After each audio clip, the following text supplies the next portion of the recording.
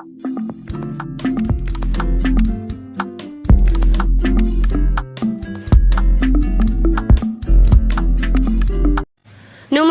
আমি শ্রীমান্তিকা। সব বন্ধুদেরকে সীমান্তিকা হেসেল থেকে স্বাগত।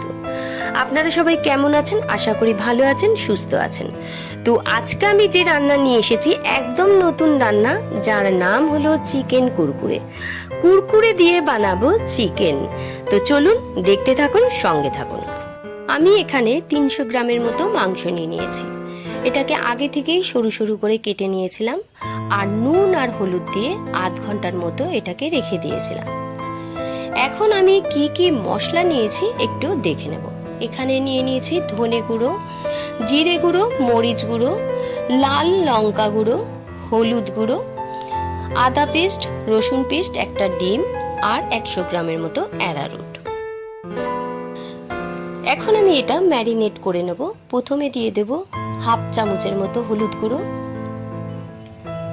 1 চামচের মতো জিরে গুঁড়ো, 1 চামচের মতো ধনে গুঁড়ো, হাফ চামচের মতো লাল লঙ্কা গুঁড়ো,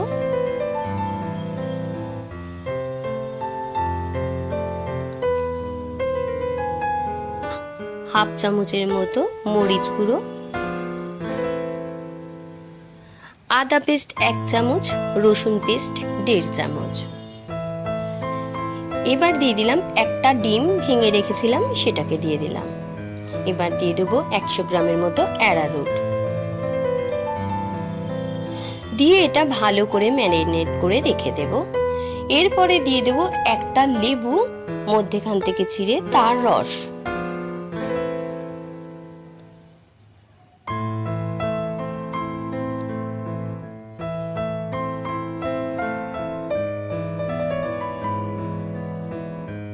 পুরো রসটা নিংড়ে দিয়েছি। এখন একটু হাত দিয়ে ভালো করে ওটাকে মাখিয়ে রেখে দেব। 10 মিনিটের মতো ম্যারিনেট করে রেখে দেব।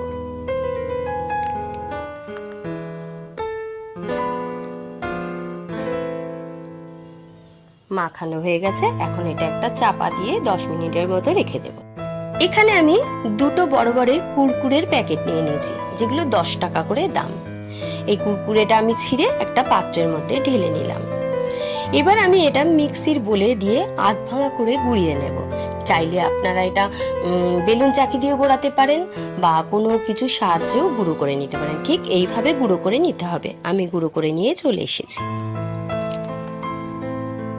এখন আমি ইন্ডাকশন ওভেনটা জ্বালিয়ে কড়াটা বসিয়ে দিয়েছি আর এখানে নিয়ে নিয়েছি ম্যারিনেট করে রাখা চিকেনটা আর সঙ্গে নিয়ে নিয়েছি গুঁড়ো করে রাখা যে কুরকুরেটা, সেটা নিয়ে নিয়েছি। এখন আমি এর মধ্যে দিয়ে দেব 300 গ্রামের মতো তেল। যতটা বেশি তেল দেয়া যাবে, ডুবু তেলে ভাজলে বেশি টেস্ট হবে খেতে। আর ধিমে আঁচে ভাজতে হবে। তাড়াহুড়ো করে ভাজলে ভেতরে মাংসটা কাঁচা থেকে যেতে পারে। তো আমি এখন দেখাবো মুরগির মাংসটা যে ম্যারিনেট করে রেখেছিলাম কিরকম করে ছাড়বো দেখাবো। 1 টুকরো মাংস নিয়ে নিলাম। এবার ওই কুরকুরের মধ্যে দিয়ে একটু ভালো করে চাপবো হাত দিয়ে চিপে। তেল গরম হয়ে গেছে, এবার ছেড়ে দেবো একটা একটা করে। বেশি জোর আঁচ দেবেন না, বারবার বলছি, ধিমে আঁচে ভাজবেন। ঠিক এইভাবে ভালো করে চেপে কুরকুরেটা লাগিয়ে এবার আমি এখানে ছেড়ে দিচ্ছি। কুরকুরেটা লাগানোর পরে একটু ভালো করে চেপে নিতে হবে। এইভাবে আমি সবগুলো ছেড়ে দিয়েছি। তবে একটা কথা বলে নিই, একদিক হয়ে গেছে, আমি এখন একটা দিক করে উল্টে দিচ্ছি। এটা ভীষণ টেস্টি খেতে লাগে। একদম নতুনত্ব রান্না, বাড়িতে বানিয়ে আপনারা খেয়ে দেখবেন। আশা করি আপনাদের ভালো লাগবে। তো আমাকে অতি অবশ্যই একটা কমেন্ট করবেন, আপনাদের কমেন্টের আশায় থাকবো। তো এইভাবে প্রতিটা কুরকুরে, চিকেন কুরকুরে উল্টে দেবেন। এত সুন্দর টেস্ট হয় যে আমি বলে বোঝাতে পারবো না। একদম নতুন রেসিপি, বানিয়ে আপনারা খেয়ে দেখবেন।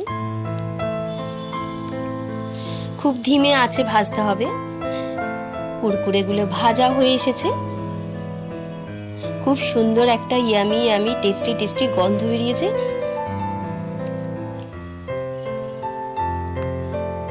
রেডি হয়ে গেছে চিকেন কুরকুরে। আমি এটা একটা প্লেটের মধ্যে তুলে নেব। কি সুন্দর দেখতে হয়েছে। যেটা আমরা বিস্কুটের গুঁড়ো দিয়ে ভাজি, সেটার বদলে আমি এখানে কুরকুরে ব্যবহার করেছি। আপনারাও ব্যবহার করে দেখবেন, খুব সুন্দর, বিস্কুটের গুঁড়োর থেকেও বেশি ভালো লাগে খেতে।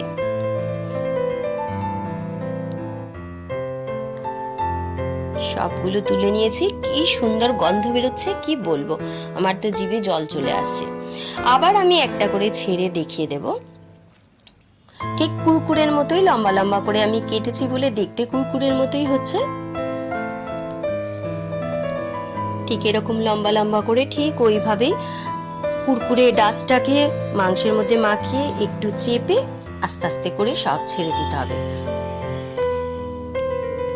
ঠিক এইভাবে আবার দেখিয়ে দিচ্ছি, দরকার হলে এইরকম ভাবে মুঠো করে চেপে দেবেন। যেহেতু এর মধ্যে ডিম দেওয়া আছে, অ্যারারুট দেওয়া আছে, চট করে মাংসের গায়ে কুরকুরে ধরে নেবে। এবার ধরে ঠিক এইভাবে মুঠো করে চাপ দিয়ে প্রত্যেকটা এভাবে ছেড়ে দেবেন। এইভাবে আমার কুরকুরেগুলো সব ভাজা হয়ে গেছে। এখন আমি এই সঙ্গে দিয়ে দিয়েছি চিলি সস আর কাসুন্দি। আমার নাতনি তো খাবে বলে একেবারে উঠে পড়ে লেগেছে, তাই ওকে দিয়ে দেখাবো যে কেমন খেতে হয়েছে। আপনারা বানিয়ে বাড়িতে খেয়ে দেখবেন আর আমায় কমেন্ট করে জানাবেন। রেডি হয়ে গেছে চিকেন কুরকুরে। রোজ খেতে ইচ্ছে করবে, চায়ের সাথে সন্ধে সকাল সবসময় খেতে ইচ্ছে করবে। তো আজ আসি, আবার আসবো নতুন রান্না নিয়ে। ততক্ষণ আপনারা সাবধানে থাকুন, ভালো থাকুন, সুস্থ থাকুন।